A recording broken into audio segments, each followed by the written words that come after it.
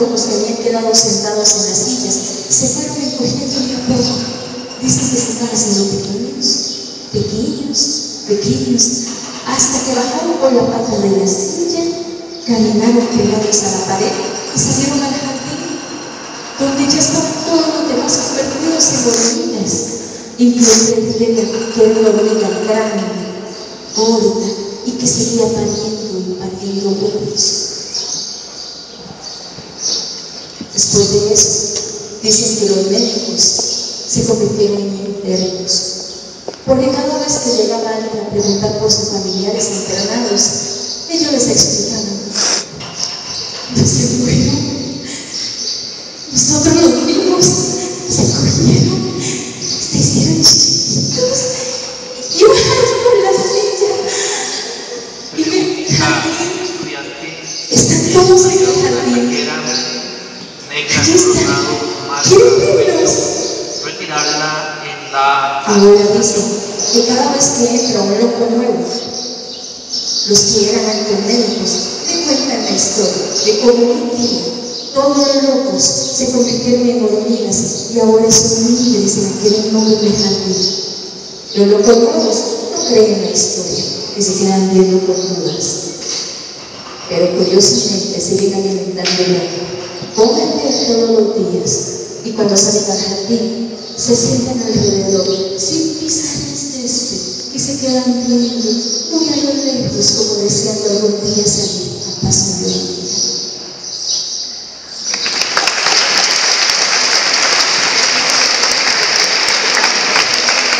El escritor de su cuento se llama Marco Cañizares, vive aquí en Cartago. Tiene una página que se llama Repertorio Americano, donde ustedes pueden encontrar muchas cosas escritas por alguien de aquí de Cartago que muchas veces no conocemos de otras formas. Los cuentos pueden ser también muy educativos en el área, por lo menos, de las mujeres. Ha habido una gran trayectoria de cuentos que nos han ayudado a entender todo el camino de la evolución, del cambio, de la imposición y de tratar de funcionar equitativamente como gente. Una de estas escritoras muy importantes en esa área se llama Ángeles Mastreta. Ella es mexicana y su cuento es un tipo de cuento muy cotidiano, muy cotidiano. Habla hasta de sus propias tías en cada cuento y recoge historias de vida de ella que ha logrado transmitir de una forma en que a muchas mujeres ayudado para poder llegar y afrontar historias de vida que han tenido que pasar. Este cuento, vamos a escoger uno, son muchos. Les voy a contar el cuento de una mujer que se volvió loca de amor. ¿Ustedes conocen historias de ese tipo? No. Nadie se vuelve loca de amor. Bueno, resulta que esta mujer se llamaba María. Y María era una señora que a sus casi 80 años había empezado a tener problemas con su memoria. Y todo lo que recordaba había sucedido hacía más de 50 años. Lo de ayer no sabía nada en lo absoluto. Todavía recordaba a sus hijos pequeños, perdió a sus nietos y confundía nombres, y se le hacía muy difícil saber quién era ella ahora cuando se miraba al espejo.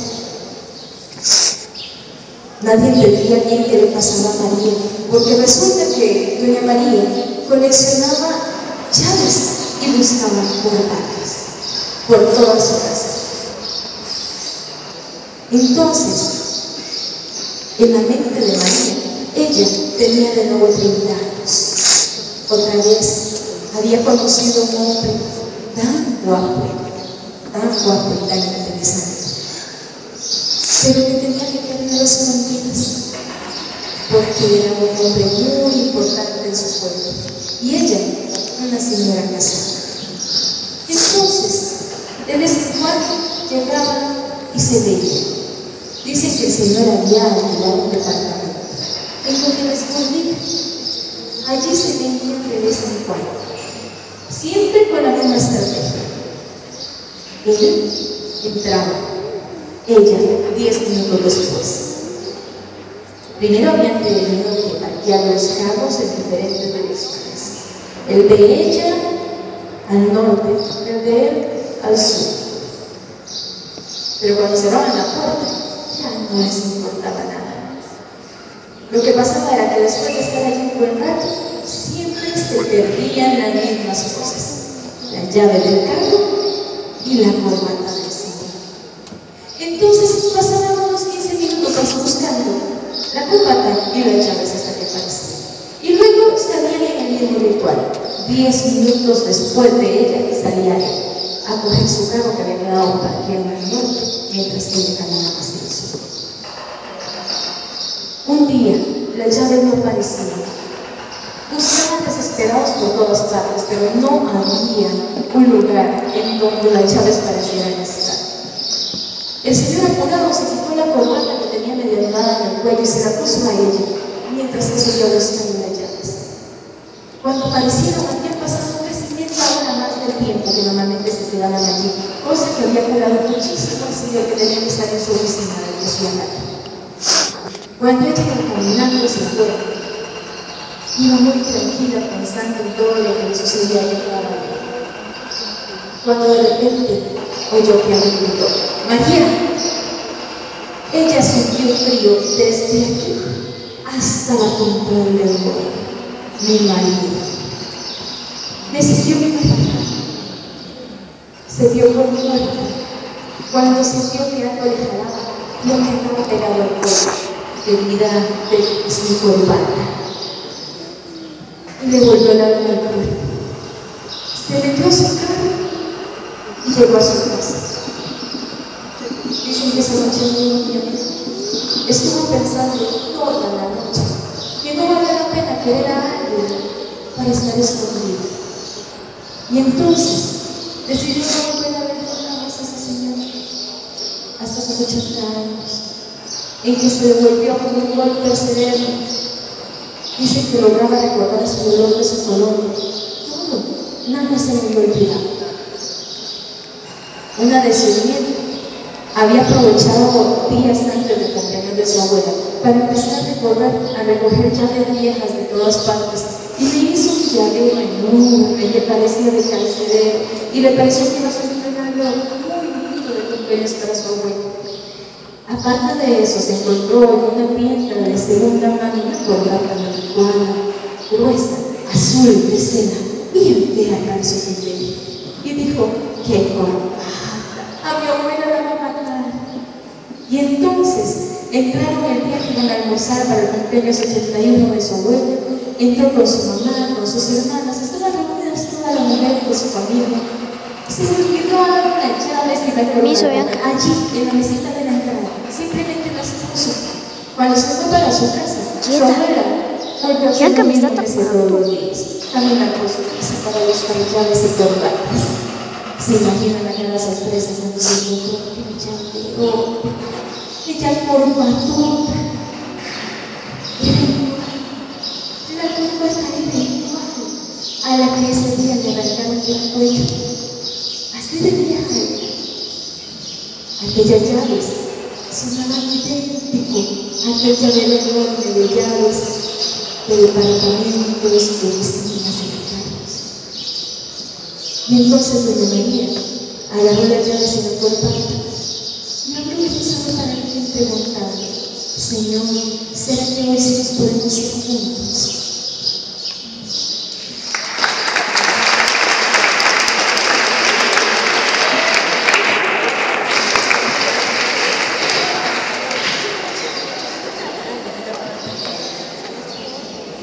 Yo sé que algunos lo saben, acá los viernes a la tarde se dan clases de artes escénicas y yo soy la profesora. El curso es libre, o sea, entra el que quiere entrar. Para entrar a ese curso tienen que acercarse a Julia y decirle que quieren entrar al taller. El taller tiene el enseñar de todo. Yo soy actriz, no soy solamente cuentacuentos. Entonces les va a enseñar actuación, les va a enseñar oratoria, les va a enseñar muchas cosas que lógicamente vienen de la mano de la literatura en todos esos aspectos, ¿no? Vamos a hacer una pequeña muestra. Me siento que no, ya les dio vergüenza. Vamos a hacer una pequeña muestra de lo que han logrado los estudios en escasas 6 lecciones. Este es un trabajo en donde se trabajan varias áreas de la literatura común. Primero, sabemos que ustedes son de CETICA, por lo tanto, se escogió un tema de algo que ustedes tuvieran que vivir en este momento. El tema, un cuento del miedo. ¿Alguien adivina de quién puede hacer un cuento del miedo que se vea en séptimo? ¿Algún escritor que haya escrito cuentos de miedo y se vean en séptimo? Exactamente, Edgar Allan Poe. Este cuento, chicos, a ver, todo el mundo aquí, este cuento se llama El corazón de la torre. ¿Ya lo leyeron? ¿Ya lo leyeron, sí? Ok.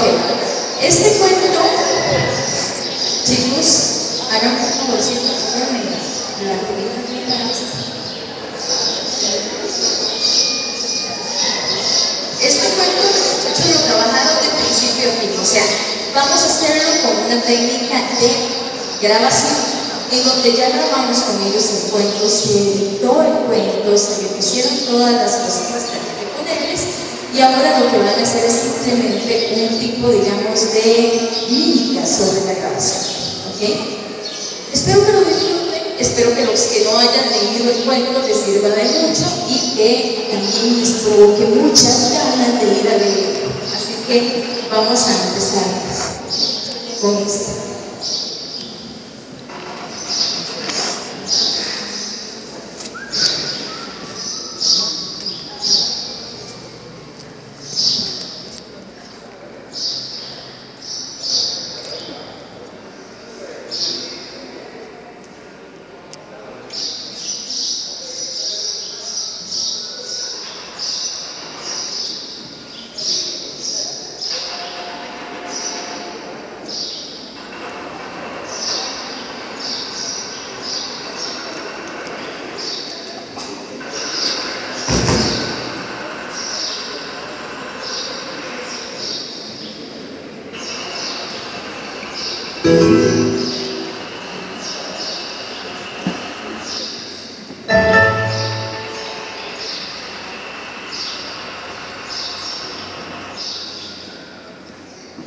Siempre he sido nervioso, muy nervioso, lo he sido y lo soy.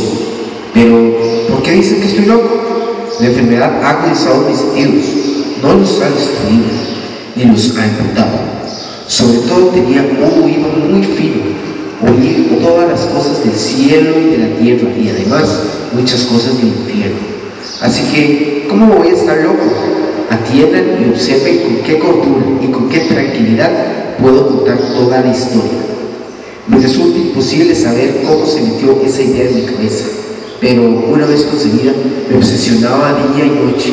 Propósito, ninguno, pasión, descartada. Yo quería mucho al viejo, nunca me había hecho daño, nunca me había insultado, su dinero no me atraía. Creo que fue su ojo. Sí, eso fue. Tenía el ojo de un buitre, un ojo azul, pálido, velado con una membrana. Cada vez que me echaba la vista encima, se me helaba la sangre. Y así, poco a poco, progresivamente, fui tomando la decisión de matar al viejo para librarme del ojo para siempre. Ahora, fíjense de esto. Ustedes se empeñan en decir que estoy loco, pero los locos no saben nada. En cambio, tenían que haberme visto a mí. Tenían que haber visto con qué cordura procedí, con qué cautela, con qué previsión, con qué disimulo puse las manos a la obra. Jamás fui más amable con el viejo que la semana antes de matarlo. Y todas las noches, a eso de las 12, daban vueltas a mi capote sin cuenta y la abría, daban espacio.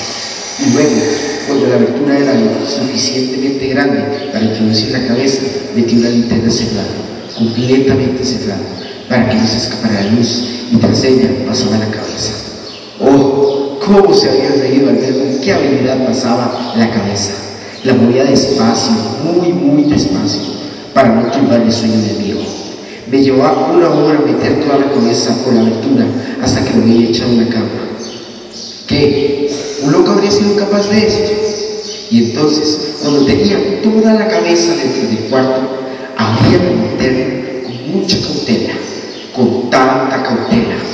Se iba abriendo cautelosamente la linterna, pues crujían las pisadas. La iba abriendo lo suficiente para que un solo rayo de luz cayera sobre el ojo de Peter.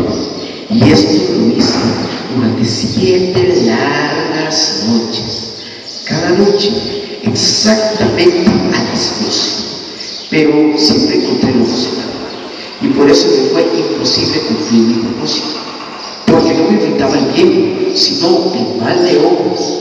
Y por la mañana, al parecer, me iba descaradamente a su cuarto y le hablaba tranquilamente, llamándole por su nombre, en tono cordial, y preguntándole cómo había pasado la noche.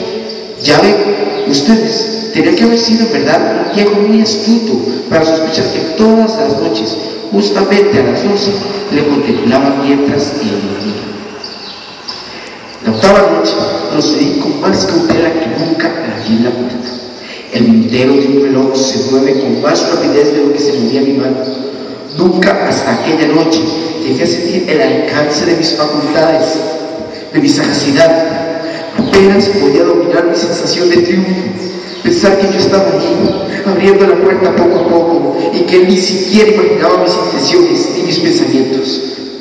Me reí entre dientes ante esta idea, y tal vez me oyó, porque de repente se movió en la cama como si se sobresaltase. ¿Y creen ustedes que me eché atrás? Pues no. Su cuarto estaba tan negro como un pozo, con una densa oscuridad, porque las contraventanas estaban bien cerradas por miedo a los ladrones. Y por eso yo sabía que no podía abrir la abertura de la puerta y seguí empujándola sin cesar. Ya tenía la cabeza dentro y me disponía a abrir la linterna cuando mi pulgar resbaló en el cierre metálico. Y el viejo pegó un salto en la cama, gritando: ¿quién está ahí? Me quedé inmóvil, sin decir nada. 1 hora estuve sin mover un solo músculo, y durante ese tiempo no le oí tenderse en la cama. Todavía estaba sentado en la cama, escuchando igual que he hecho yo noche tras noche, escuchando en la pared la carcoma de la muerte. De pronto oí un leve gemido y me percaté de que era el gemido del dolor. No era un gemido de dolor del perro, ya no creo que no. Era el sonido sofocado que surge del fondo del alma cuando lo oprime un temor. Conocía bien ese sonido. Muchas noches, exactamente a medianoche, cuando todo el mundo dormía, brotó mi pecho, ahondando con su horrible eco los temores que me enloquecían. Repito que lo conocía bien. Sabía lo que estaba sintiendo el viejo y tuve lástima, aunque me freí en el fondo de mi corazón. Sabía que él había estado despierto desde que fui el primer leve ruido, cuando se movió en la cama. Desde entonces el miedo le embargaba, cada vez con más fuerza. Intentaba inútilmente convencerse de que era nada. Había estado diciéndose: no es más que el viento en la chimenea, es un ratón que corre por el suelo, o simplemente un grillo que chifló una sola vez. Se había estado tratando de animarse con estas suposiciones, pero se dio cuenta de que todo era en vano. Todo era en vano, porque la muerte se acercaba sutil, con su negra sombra, y envolvía a su víctima. Y la fúnebre influencia de aquella sombra invisible era la que lo movía a seguir, porque ni la veía ni la oía. Sentía la presencia de mi cabeza dentro de la habitación. Después de esperar un buen rato, con mucha paciencia, sin oír que volviera a acostarse, decidí abrir una ranura pequeña, muy pequeña, en la linterna. Así lo hice. No puedo imaginarse con qué cuidado, hasta que por fin un rayo mortero, como un hilo de araña, salió de la ranura y cayó de lleno sobre el ojo de uno. Estaba abierto de par en par, y me puse furioso mientras lo observaba. Lo vi con perfecta claridad, todo de un azul apagado, como una horrible membrana que me lavaba la sangre en las venas, pero no podía ver nada de la cara ni del cuerpo del viejo, pues había dirigido el rayo, como por instinto, precisamente sobre ese maldito punto. Y no les he dicho ya que lo que ustedes toman equivocadamente por locura no es más que una exagerada agudeza de los sentidos, pues en aquel momento me llegó a los oídos un sonido apagado y desnudo, como el que hace cuidado cuando esté muerto en un baño. De sobra conocía yo aquel sonido, Era el latir del corazón del viejo. Aumentó aún más mi furia, secado, como el redolar de los tambores estimula el valor del soldado. Pero, incluso entonces, me contuve y permanecí casi sin respirar. Mantenía quieta la linterna, intentaba mantener el rayo lo más fijo posible sobre el ojo. Mientras tanto, el infernal latir de mi corazón aumentaba. Se hacía cada vez más rápido, más fuerte a cada momento. El terror del viejo debía ser terrible. Les digo que cada vez se oía más fuerte. ¿Me siguen ustedes? Ya les he dicho que soy nervioso. Es verdad que lo soy. Así que en esa hora siniestra de la noche, en el horrible silencio de aquella vieja casa, un ruido tan extraño como aquel me llenó de un terror incontrolable. Sin embargo, me contuve todavía algunos minutos y me quedé inmóvil, pero los latidos se oían cada vez más fuertes, mucho más fuertes. Pensé que el corazón iba a estallar y entonces una nueva ansiedad se apoderó de mí. Algún vecino podía oír aquel sonido. Al viejo le había llegado su hora. Tras un fuerte alarido, abrí la linterna y me metí dentro de la habitación. El viejo me hundió, solo el momento. Lo tiré al suelo y le eché el pesado colchón encima. Entonces sonreí alegremente al ver lo fácil que me había resultado. Pero durante muchos minutos el corazón siguió latiendo con un ruido ahogado. Entonces, sin embargo, no me irritaba. No podía oírse a través de la pared. Por fin cesó. El viejo estaba muerto. Levanté el colchón y examiné el cadáver. Sí, estaba completamente muerto. Su ojo ya no me molestaría más. Si ustedes siguen creyendo que estoy loco, cambiaría mi opinión en cuanto les describa las sabias precauciones que adopté para esconder el cuerpo. La noche avanzaba y yo actuaba con rapidez, pero en silencio. Primero descuarticé el cadáver. Le corté la cabeza, los brazos y las piernas.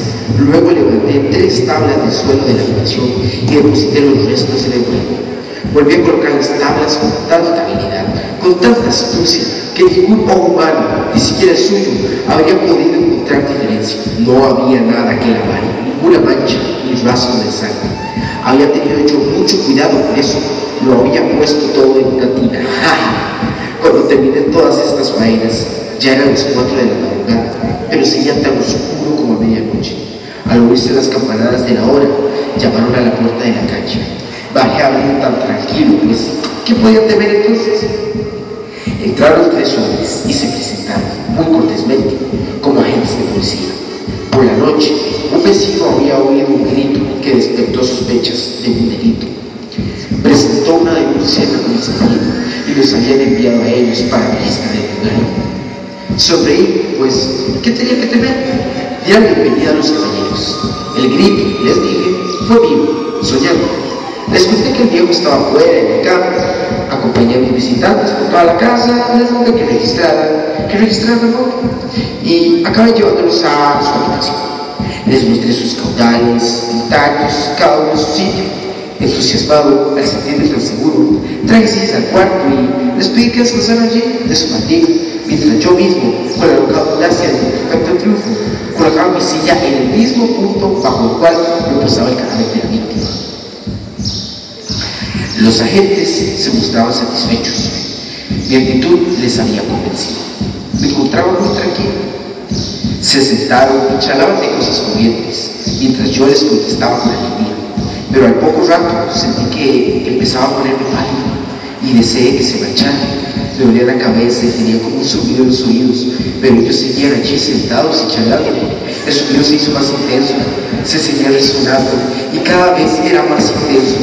Yo hablaba cada vez más alto para callar esa tensión, pero el sonido continuaba, cada vez con mayor precisión, hasta que por fin descubrí que el ruido no estaba dentro de mis oídos.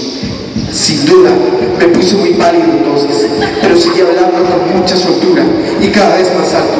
Sin embargo, el sonido aumentaba. ¿Y qué iba a hacer?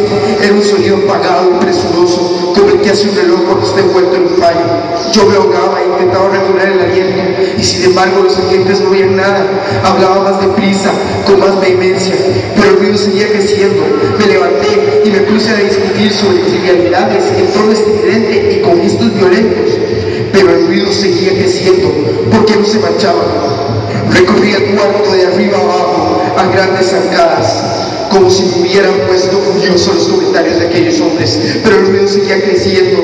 Oh Dios, ¿qué podía hacer? Eché espuma de fabia, maldije, juré, agarré la silla en la que había estado sentado y la arrastré con las tablas del piso, pero el ruido se oía por encima de los demás y seguía creciendo, más alto, mucho más alto, y los hombres seguían charlando tan tranquilos y sonriendo. ¿Era posible que no lo oyeran? ¡Santo cielo! No, lo oían, lo sospechaban, lo sabían, estaban burlándose de mi horror. Eso creí y eso creo aún, pero cualquier cosa era preferible a aquella agonía. Cualquier cosa sería más tolerable que aquel escarnio. No podía soportar más aquellas sonrisas hipócritas. Me di cuenta de que o que me ponía a gritar o me moría. Y entonces, otra vez, escúchenlo más alto, mucho más alto. ¡Malvados!, grité, basta ya de simular. Confieso que lo maté. Levanten las tablas. Ahí está latiendo su horrible corazón.